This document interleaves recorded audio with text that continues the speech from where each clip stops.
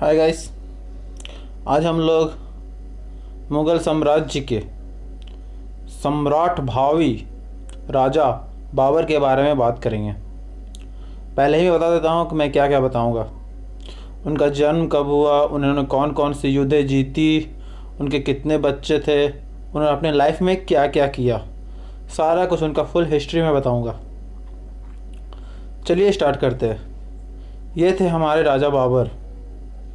चलिए अब इनका स्टोरी बताता हूँ। मुग़ल साम्राज्य के संस्थापक बाबर का शासनकाल शुरू हुआ 1526 ईस्वी में। अधिकतर मुग़ल शासक तुर्क और सुन्नी मुसलमान थे।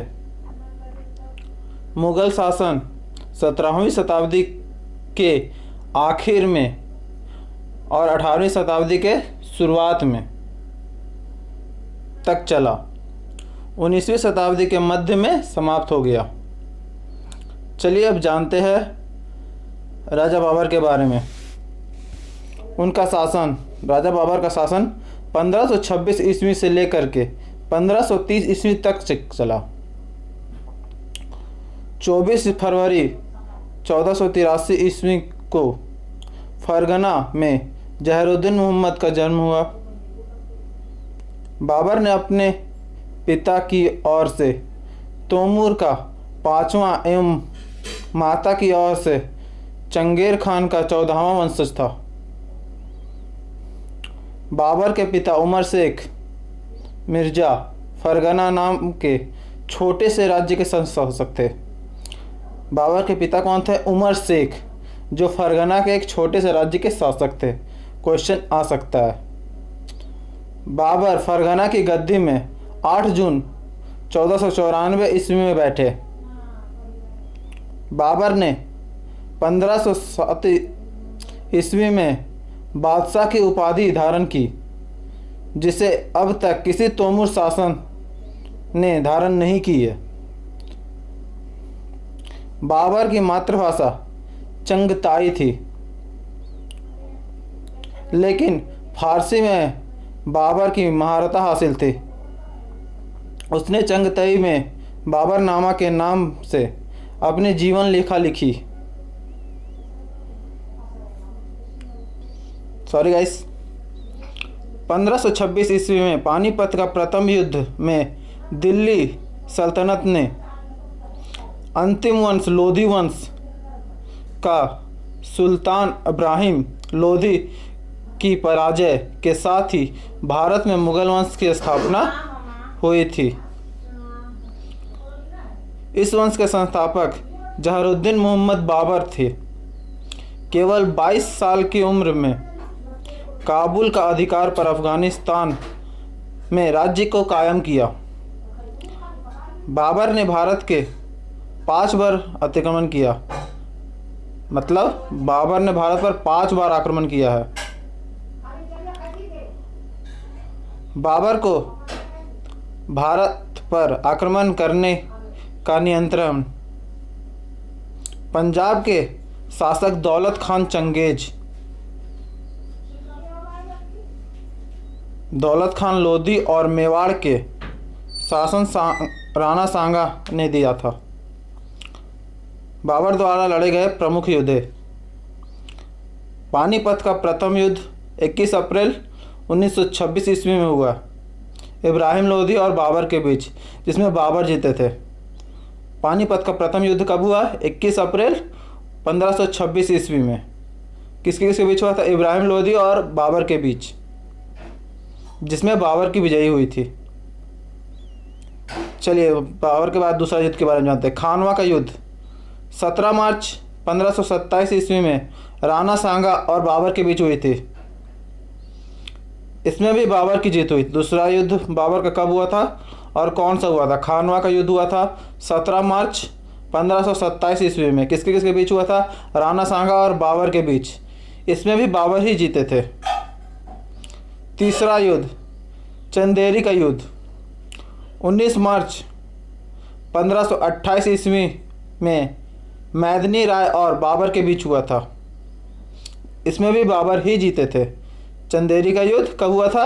29 मार्च 1528 ईस्वी में मेदिनी राय और बाबर के बीच,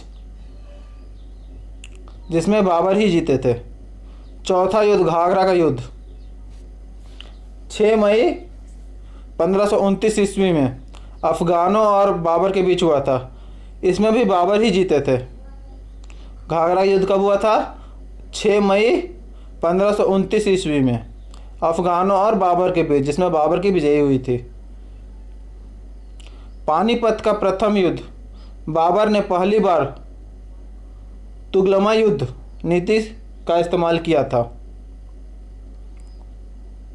उस्ताद अली और मुस्तफ़ा बाबर के 2 निशानेबाज थे, जिसने पानीपत के प्रथम युद्ध में भाग लिया था। चलिए पानीपत के युद्ध में थोड़ा सा जान लेते हैं। पानीपत के युद्ध में लूटे गए धन को बाबर ने अपने सैनिक अधिकारियों, नौकरों एवं संगे संबंधियों को बांट दिया। इस बंटवारे में हुमायूं को वह कोहिनूर हीरा प्राप्त हुआ, जिसे ग्वालियर नरेश राजा विक्रमजीत ने छीना गया था। इस हीरे की कीमत के बारे में यह माना जाता है कि इसके मूल्य के द्वारा पूरे संसार के आधे दिन का खर्च पूरा किया जा सकता है। पूरा वर्ल्ड का आधा दिन का खर्च पूरा किया जा सकता है इस हीरे से, जिसे राजा विक्रमजीत से छीना गया था। भारत विजय के ही उपलक्ष्य में बाबर ने प्रत्येक काबुल निवासी को एक चांदी का सिक्का उपहार के स्वरूप प्रदान किया था। अपनी इसी उदारता के कारण उन्हें कलंदर की उपाधि दी गई थी। खानवा के युद्ध में जीत के बाद बाबर को गाजी की उपाधि दी गई थी। 48 साल में 27 सितंबर में 1530 ईस्वी के आगरा में बाबर की मृत्यु हो गई थी। बाबर की मृत्यु कब हुई थी? 27 सितंबर 1530 ईस्वी को। तब वो कितने साल के थे? 48 साल के। बाबर के शव को पहले आगरा के आराम बाग में दफनाया गया, बाद में काबुल में उसके द्वारा चुने गए स्थान पर दफनाया गया, जहां उनका मकबरा बना हुआ था। उसके बाद उसका ज्येष्ठ पुत्र हुमायूं मुगल बादशाह बना।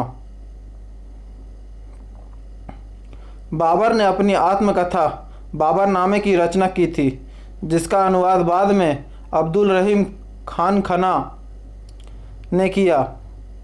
बाबर ने मुबैयान नाम की पद्य शैली का जन्मदाता भी कहे जाते हैं। बाबर को किसका जन्मदाता कहा जाता है? मुबैयान नामक की पद्य शैली का। बाबर के उत्तराधिकारी हुमायूं थे। चलिए गाइस, आज के लिए इतना ही। बाबर ने कौन कौन से युद्ध जीते, कौन कौन से युद्ध लड़े और उनका मृत्यु कब हुआ, उनका जन्म कब हुआ, उनके पिता कौन थे, उनका उत्तराधिकारी कौन था, मैंने इस वीडियो में सारा कुछ बता दिया। आगे मैं ऐसा ही सारे राजा के बारे में वीडियो लाता रहूँगा। आपको अगर मेरा वीडियो पसंद आया है तो चैनल को लाइक कीजिए, सब्सक्राइब कीजिए और अपने फ्रेंड्स के साथ शेयर कीजिए। Thank you guys.